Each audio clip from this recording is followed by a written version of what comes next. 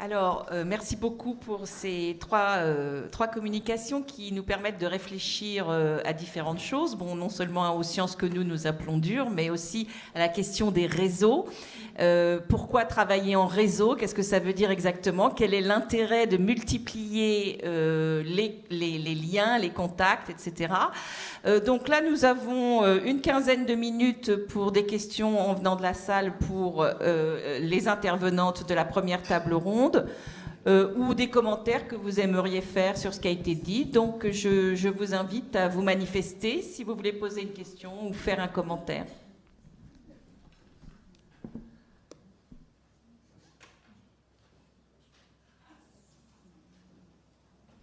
Alors, c'est moi qui vais commencer la première, alors. Donc, moi, ce que je trouve très intéressant, c'est en effet la question de l'interface. Pour l'instant, j'ai peut-être laissé EPWS un tout petit peu de côté et me concentrer sur SCPI et sur femmes et mathématiques. C'est la question de l'interface. Donc, SCPI étant plus directement sur l'Europe et l'institution européenne, bénéficiant, et heureusement, de projets, etc. Et femmes et mathématiques ayant donc, comme vous venez de le dire, plus centré sur la France et ayant une régularité de ces actions par rapport à la France, tout en prenant en compte les réseaux européens. Est-ce que ces interfaces différentes dans vos deux associations sont discutées régulièrement, ou est-ce qu'il y a des remises en question ou des modifications, des amendements de ce type de politique? Alors, nous, de notre côté, on s'interroge beaucoup toujours sur ce qui fait qu'en France, la situation a l'air plus compliquée pour nous, mathématiciennes, que dans les autres pays. C'est vraiment quelque chose qui est préoccupant. Évidemment, le fait qu'on ait un système avec des grandes écoles, avec des universités, c'est ce qui fait la spécificité un peu du système éducatif français, et ça ne joue pas à notre avantage. Donc, de ce point de vue-là, si vous voulez, on se rend bien compte qu'on a une difficulté particulière qu'il faut qu'on arrive à traiter au plan local, et donc on s'y intéresse beaucoup. Ceci dit, on aime bien travailler donc dans des projets qui concernent aussi d'autres pays. On a par exemple beaucoup de demandes, alors là je sors de l'Europe, mais par exemple pour des associations africaines qui voudraient mettre en place des choses pour inciter des jeunes à faire davantage de sens. On se rend bien compte que là, il y a vraiment une question qui est tout à fait d'actualité. C'est le moment d'agir pour essayer de favoriser l'arrivée des jeunes femmes scientifiques aussi dans les pays africains. Donc, toutes les expériences nous intéressent avec d'autres pays, voilà, je vais dire. Mais on a quand même cette spécificité de notre problème franco-français du système éducatif, oui. Alors, dans le cas de CEPI, donc moi j'ai été nommée l'année 2000 chargée de mission à la CDFI, la conférence des directeurs d'école d'ingénieurs. On m'a dit, faites des projets, mais il n'y a pas d'argent en France pour ce type de projet. Donc nous, c'était un besoin, et je crois que c'est le besoin de nous toutes. L'Europe est là pour financer des choses que les politiques nationales ne finançaient pas. Et nous, on a été donc pendant 15 ans, 17 ans financés par l'Europe, parce que la France n'a pas d'appel à projet sur les genres, sur l'attractivité des études dans les écoles d'ingénieurs. C'est le premier travail qui s'est fait en France avec, du point de vue sociologique, bien encadré scientifiquement et tout, sur la motivation pour les études d'ingénieurs. Ça a été fait grâce au projet Gouminge. Donc c'est un besoin, notre européisation, ça a été un besoin d'argent. Donne un ordre de grandeur du montant de Gender Time en euros pour l'ensemble. Par exemple, Gouminge, il a eu 1 million d'euros. Promethea, il a eu 2 millions d'euros. Avec combien de partenaires, par exemple? 18 partenaires. On était vraiment, on couvrait toute l'Europe. Mais quand même, on a eu 2 millions d'euros pour le faire, et coordonné par moi. Donc ça nous donnait une vision, vraiment européenne de ce qui s'est passé. Et Gender Time, qui est aussi coordonné par moi, c'est 3 millions coût du projet, 3 600 000, apport de l'Europe, 2 500 000. Donc ce type d'apport financier, vous le trouvez. Mais l'Europe nous appartient, c'est l'argent public, c'est nos impôts. Nous, le problème, c'est qu'il faut avoir une volonté d'aller. On dit que les projets européens sont difficiles, mais faire un projet pour l'ANR, c'est aussi difficile pour avoir 5 000 € ou 20 000 €. Donc, je crois que l'effort est bien payé. J'ai rien de plus à dire. Non, ce n'est pas du tout le même ordre de grandeur que ce que le ministère de la Recherche donne à nos associations. Donc, ça veut dire que ça permet de payer des gens. Ce que nous, on ne peut pas faire avec ce qu'on reçoit en France. Alors, une question, allez-y.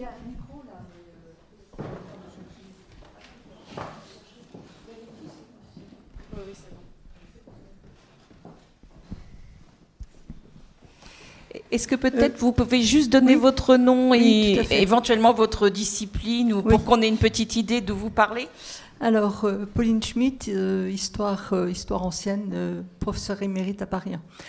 Alors, je rebondis là sur ce que vous venez de dire à propos de l'aide des pouvoirs publics.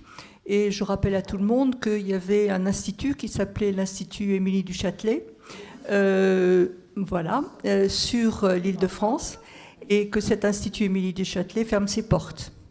Et qu'il était chargé exactement de promouvoir la recherche, et particulièrement la recherche des jeunes, master et surtout doctorants, sur les études femmes et genre. Donc là, je crois qu'on touche à un bon exemple de l'incapacité de nos propres institutions à prendre au sérieux ce type de recherche. Alors naturellement, moi j'ai fait partie de l'Institut depuis le début, Émilie du Châtelet, et j'ai vu passer les projets. Et les projets étaient uniquement en Île-de-France, mais ils étaient fondamentalement intéressants pour la société civile. Naturellement, si on travaille sur la sociologie des femmes dans tel ou tel banlieue, le port du voile, etc., ça a forcément des retombées générales, nationales même, je pourrais dire. Et donc ma question, c'est comment vous qui êtes des institutions des associations qui avaient l'habitude de réagir au niveau européen, vous pourriez donner des conseils pour qu'en sciences humaines, parce que j'ai l'impression qu'en sciences humaines, on est quand même assez loin du compte, en sciences humaines, on fasse peut-être la même chose, ou on prenne modèle sur vous. Voilà.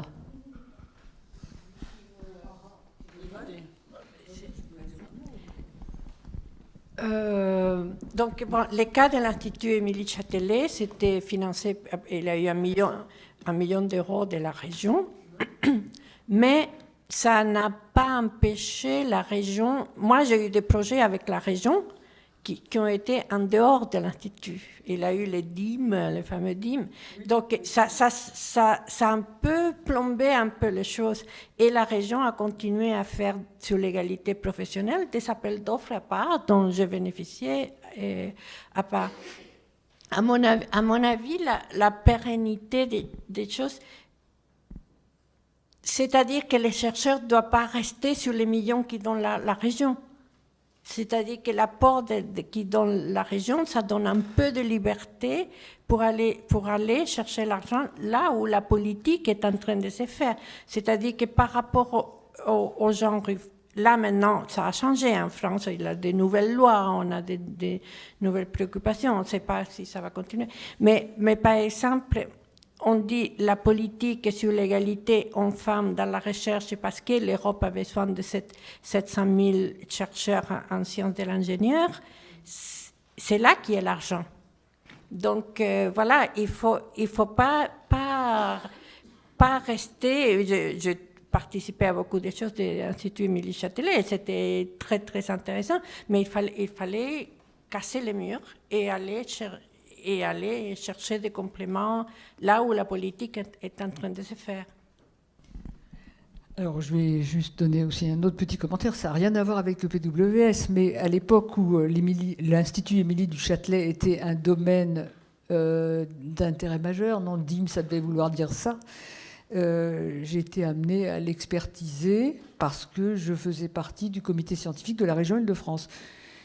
Bon, mais en fait, l'Institut Émilie du Châtelet, il a toujours été très proche des politiques, et quand les politiques ont changé, c'est ça qu'il a arrêté. Alors, c'est à la fois l'avantage et l'inconvénient d'être près des politiques. Les politiques, dès qu'il y a des élections, ça peut être des gens différents qui ont une priorité différente. Et donc, je vais tout à fait dans le même sens qu'Yvonne, que c'est très dangereux d'être sur une seule chose, parce qu'on ne peut pas espérer que les convictions qu'on a au fond de soi-même sont automatiquement partagées par les gens qui vont venir aux manettes suite aux élections démocratiques du pays. Parce que nous, on a nos opinions, mais il y en a peut-être qui n'ont pas les mêmes. Et c'est ça Donc, comme Yvonne le dit, il faut avoir plusieurs fers au feu. Essayez. Alors, ceci étant, les lois qui sont passées sur l'enseignement supérieur dans les années 2013 et après, qui obligent à avoir des chargés de mission, égalité et autres, je pense que l'agitation qu'a fait pendant des années le monde associatif n'était pas complètement inutile pour aboutir à ce genre de choses.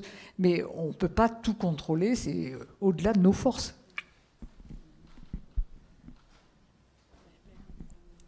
Bon, c'est évidemment une question où la réponse est peut-être multiple et on va la laisser en suspens. On a le temps de prendre une autre question, oui? Bonjour, Madalina Dana, maître de conférence en histoire grecque à Paris 1. J'ai une question pour Madame Rose concernant les rencontres dans le cadre des forums et des diverses actions que vous avez organisées dans les lycées, dans les collèges, qui sont effectivement une très très bonne initiative. Et je voulais vous demander quelle est la perception des lycéennes et des collégiennes sur les mathématiques, quel est leur vécu, quelles sont leurs propres limites, si vous avez réussi à interagir avec elles dans ce sens. Bon, on essaye beaucoup, évidemment, d'interagir avec elles. Alors, donc, l'ensemble de la société est soumis à des stéréotypes sexistes. Bon, ça, vous le savez, voilà, mais des stéréotypes sur les mathématiques aussi. Donc on peut dire que ces jeunes collégiennes, ces jeunes lycéennes, elles subissent la double couche. Déjà, celles qui aiment les maths, il faut vraiment pouvoir résister à ça. C'est quelque chose qui n'est pas évident du tout. Donc nous, il nous semble très important de leur faire rencontrer des jeunes femmes qui ont fait des mathématiques et qui ont des métiers, je vais dire ordinaires. Enfin, je ne sais plus, je crois que c'est vous qui disiez qu'on était condamnés à être exceptionnels en sciences et qu'on manquait de normalité. Enfin, vous aviez fait...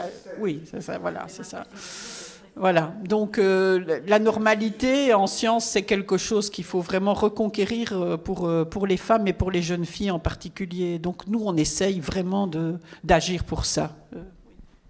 Donc en fait, comme Laurence l'a dit tout à l'heure, sur pas mal de régions de France, on agit en poule auprès des jeunes garçons et filles, aussi bien femmes et mathématiques que femmes et sciences et que femmes ingénieurs, puisqu'on est appelé dans un établissement arbitraire, à une date arbitraire, à une heure arbitraire, et que les gens qui sont en activité ne peuvent pas se déranger comme ça n'importe où. Donc on fait ça ensemble, on voit le même genre de clients, et donc on a le même genre d'expérience. Et effectivement, c'est pas très simple. D'abord, peut-être parce que les jeunes, des mathématiques, ils en font tous les ans, depuis qu'ils sont tout petits jusqu'à ce qu'ils aient terminé leurs études secondaires. Il y a pas mal d'entre eux qui ont des mauvaises notes, alors qu'il y a des disciplines qu'ils n'ont jamais vues, qui voient au moment du bac, comme le droit ou je ne sais pas quoi, qui leur paraissent merveilleuses parce qu'ils n'ont pas eu d'échec. Donc il y a aussi cette partie-là, la façon dont les mathématiques sont perçues dans les classes. Moi, je fais de l'aide aux devoirs dans une maison de quartier de banlieue. Je vois aussi comment ils sont tétanisés et puis qu'ils ne cherchent pas à raccorder ce qu'ils apprennent en classe avec ce qu'ils vivent dans la vie. Donc il y a beaucoup de problèmes autour des matières scientifiques pour les ados, ou les pré-ados, les ados. Et là, on bénéficie de l'ensemble et en plus les femmes. Vous voyez, on a